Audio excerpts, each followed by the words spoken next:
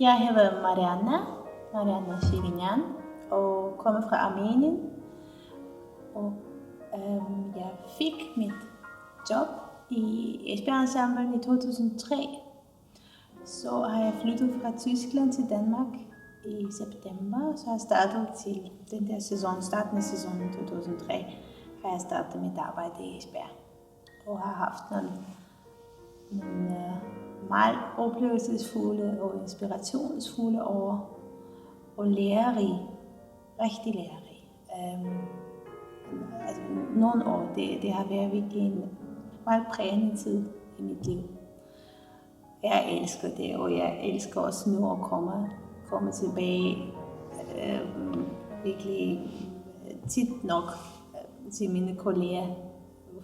Det er virkelig en meget særlig forbindelse, vi har, og vi har haft i løbet af de mange år.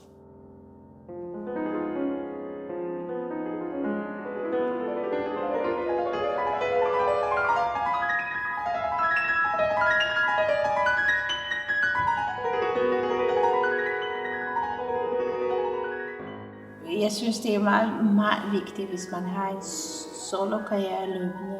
Så man spiller ikke kun det, altså ikke kun orkestre eller solo-recitaler. Det er vigtigt at præge kammermusikken, og jeg kunne simpelthen ikke trække vejret uden det.